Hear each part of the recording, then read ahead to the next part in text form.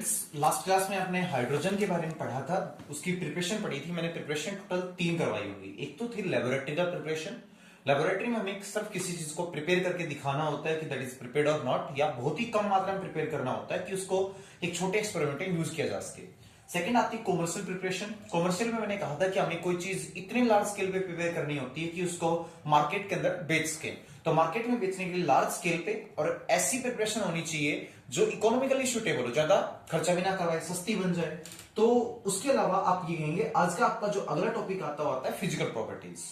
तो commercial लैबोरेटरिकल preparations के अलावा आज फिजिकल प्रॉपर्टीज के बारे में पढ़ेंगे। हाइड्रोजन की फिजिकल प्रॉपर्टीज में पहली फिजिकल प्रॉपर्टी कौन सी आती है? सबसे पहले हाइड्रोजन केमिस्ट्री कहती है थोड़ी सी क्या होती है, लेस रिएक्टिव होती है। क्या होती है? लेस रिएक्टिव होती है। बेटा कलरलेस होती है। क्या होती है? कलरलेस होती है। स्मेल लेस होती है। स्मेल कर लो चाहे आप ऑर्डर कर लो, तो स्मेल लेस होती है या ऑर्डरलेस होती है। तो हाइड्रोजन गैस मैंने क्या बताई? कलरलेस, स्मेल लेस और क्या होती है? ऑर्डरलेस होती है। Less soluble into water. Sir ये क्या होती है? पानी के अंदर बहुत ही कम डिसोल्व होती है, तो लेस सोल्यूबल इन वाटर। ये पानी के अंदर थोड़ी सी कम ही सोल्यूबल होती है। इस चीज को हम क्या बोलते हैं? हाइड्रोजन बोलते हैं। अब आप बताओ, हमारे एटमॉस्फेयर में कुछ अमाउंट में तो हाइड्रोजन गैस होगी। क्या आपको हाइड्रोजन गैस का कोई कलर अमाउंट नजर आता है? नहीं। आई थिंक हाइड्रोजन गैस की कोई पर्टिकुलर स्मेल भी नहीं होती है। हाँ, ये थोड़ी लेस रिएक्टिव होती है, जल्दी से रिएक्शन नहीं करती है। ये एक थोड़े से टेम्परेचर देने के बाद ही क्या करती है? रिएक्शन स्टार्ट करती है। अब कुछ स्टूडेंट सोच रहे हैं नहीं सर हमने तो पढ़ा हाइड्रोजन गैस बहुत ज्यादा रिएक्टिव होती है। तो एक बात बताओ, तुमने ये पढ़ा होगा कि हाइड्रोजन गैस जब ऑक्सीजन गैस की प्रेजेंस में फायर कैच करती है, और बेटा फायर कैच करवाने के लिए आपको क्या करनी पड़ेगी? जलती हुई मैच स्टिक तो नजदीक लेके आनी पड़ेगी, या कहीं ना कहीं इसको हीट देनी पड़ेगी। क्या बिना हीट दिए हाइड्रोजन गैस फायर कैच कर लेती है? नहीं करती ना। स्पार्क, लाइटर, मैच स्टिक की हेल्प से हीट तो देनी पड़ेगी। इसका मतलब सर जिसको हीट देनी पड़े, इसका मतलब वो क्या है? लेस रिएक्टिव है। अगर मोर रिएक्टिव होती है तो खुद ब खुद रिएक्शन कर लेती है। सेकंड अगली प्रॉपर्टी आती है कि sir less soluble in water. ये पानी के अंदर थोड़ी क्या होती है? कम सोल्युबल होती है।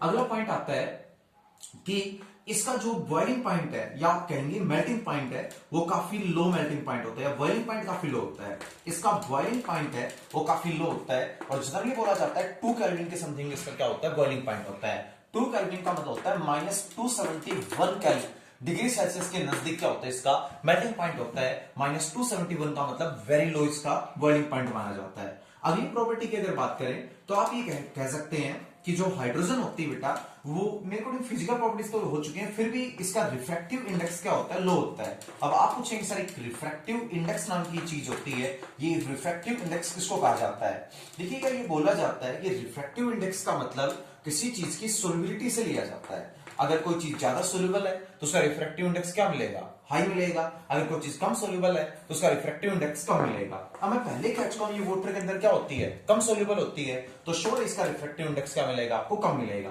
तो ये ज्यादा नहीं, सिर्फ यही इसकी क्या होती है? फिजिकल प्रॉपर्टी होती है। एक और फिजिकल प्रॉपर्टी होती है, ये लाइटर होती है किससे? एयर से। तो it is lighter than air. अब आपको मैंने पहले पढ़ा चुका हूं कि sir it is the lightest gas found in the periodic table या फाउंड इन द नेचर। तो हाइड्रोजन गैस का फॉर्मूला क्या होता है? H2। अब एक हाइड्रोजन का मास कितना होता है? 0.08।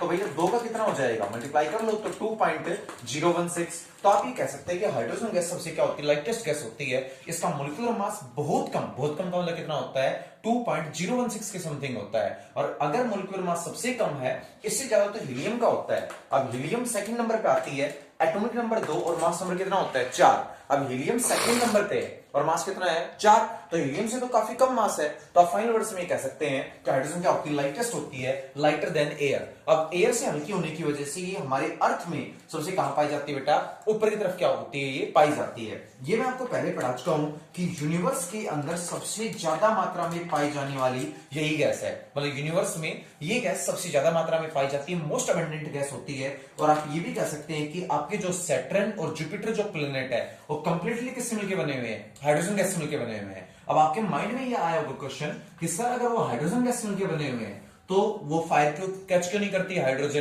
तो पहले सोच के बताओ कि क्या आपके अर्थ के अलावा किसी और प्लेनेट पे ऑक्सीजन प्रेजेंट है? आई थिंक नहीं। अगर किसी और प्लेनेट पे ऑक्सीजन प्रेजेंट हो तो सिंपल सी बात है, वहां पर क्या हो जाएगा बेटा? वहां पर लाइफ एग्जिस्ट कर जाएगी।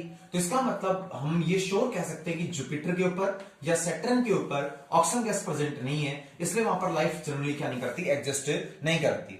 सेकंड चीज, चलो मान लिया ऑक्सीजन गैस वहां प्रेजेंट है, तो आप बताओ सन से कितने डिस्टेंस के ऊपर है? आई थिंक जुपिटर और सैटर्न तो काफी लास्ट में जाके होते हैं, नेपच्यून और जो आपके यूरेनस होते हैं उसके नियर अबाउट होते हैं। अब सैटर्न और जुपिटर दोनों के दोनों प्लेनेट होते हैं, वो काफी दूरी होने की वजह से टेम्परेचर काफी क्या हो जाता है, लो हो जाता है। और हाइड्रोजन गैस को भैया जलने के लिए थोड़ा बहुत इग्निशन टेम्परेचर चाहिए।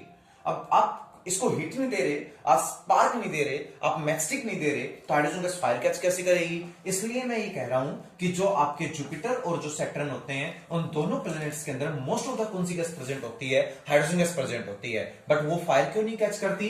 एक तो इस चीज का कोई एविडेंस नहीं है कि वहां पर ऑक्सीजन गैस प्रेजेंट है, और अगर ऑक्सीजन गैस प्रेजेंट भी है तो मैं पहले कैच करूं सर ये लेस रिएक्टिव, तो इसको रिएक्शन करवाने के लिए क्या करना पड़ेगा? हाई टेम्परेचर देना पड़ेगा, और ये सन से इतनी दूर होती है कि इसको पर्टिकुलर अमाउंट में टेम्परेचर मिल नहीं पाता।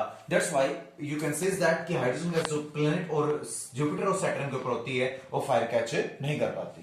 देखिएगा हाइड्रोजन गैस, सबसे पहले केमिकल प्रॉपर्टीज की बात करें तो केमिकल प्रॉपर्टी में हमें ये पढ़ना पड़ेगा कि हाइड्रोजन गैस स्टेबल है या अनस्टेबल है। तो केमिस्ट्री कहती है कि hydrogen gas is very stable.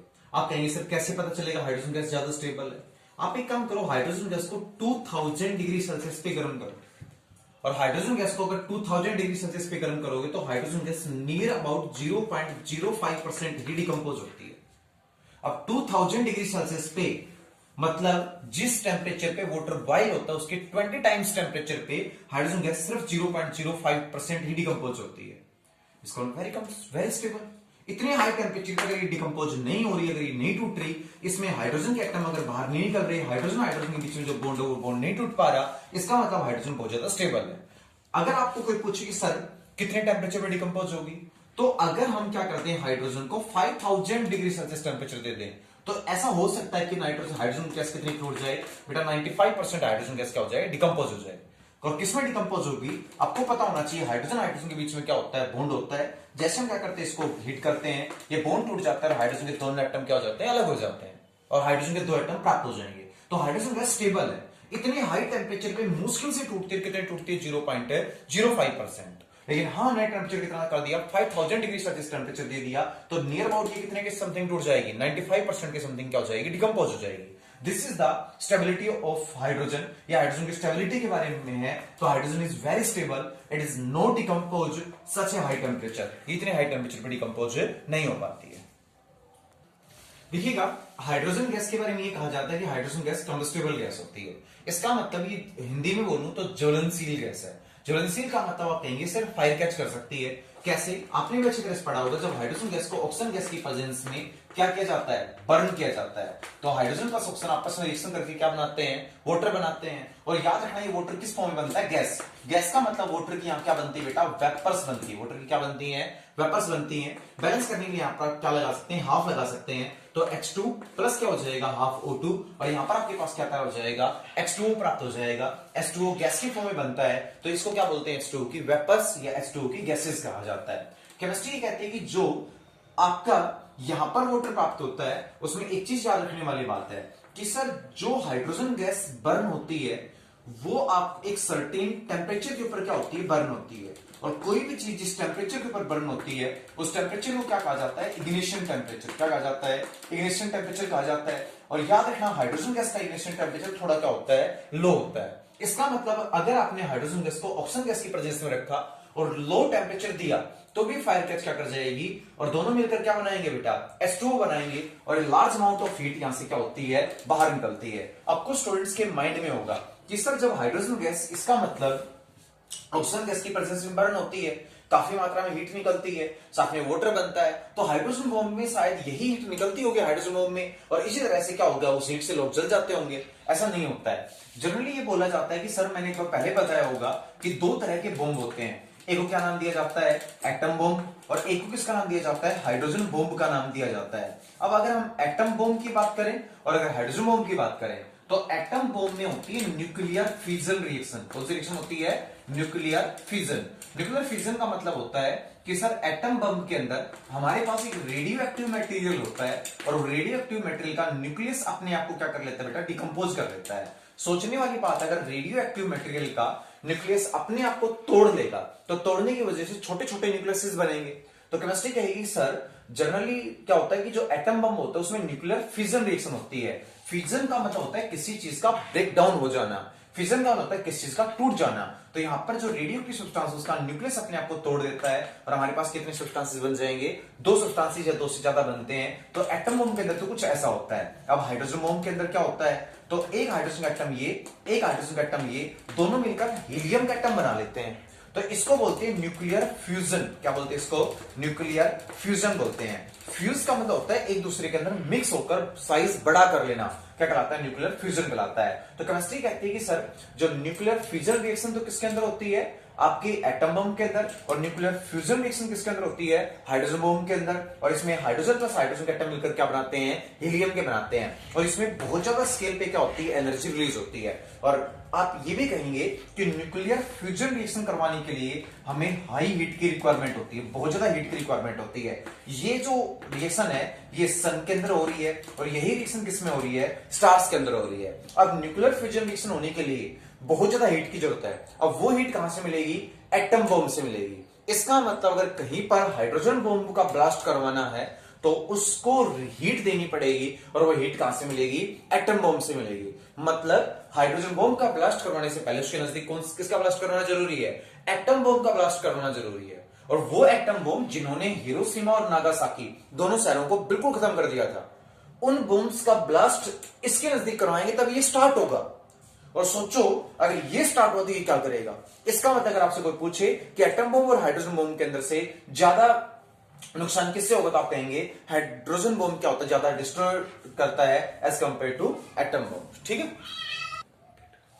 देखिएगा। तो इसका मतलब हम कह सकते हैं कि हाइड्रोजन जो गैस होती है वो बेटा काफी लो टेम्परेचर के ऊपर रिएक्शन करती है और जैसे इसको क्या करते हैं? लो टेम्परेचर देते हैं, hydrogen plus oxygen gas burn होती है, वाटर प्लस हीट निकलती है। बट रिमेंबर दैट ये जो हीट निकलती है ये मत समझ लेना कि हाइड्रोजन बम की हीट है। हाइड्रोजन बम की तो रिएक्शन अलग होती है, उसमें ऐसा वाटर ऑक्सीजन की रिक्वायरमेंट नहीं होती। उसमें तो हाइड्रोजन हाइड्रोजन के दो एटम मिलकर हीलियम का एटम बनाते हैं and nuclear fusion reaction takes place करती है। That is the reaction of hydrogen bomb. Okay, ठीक है, बाकी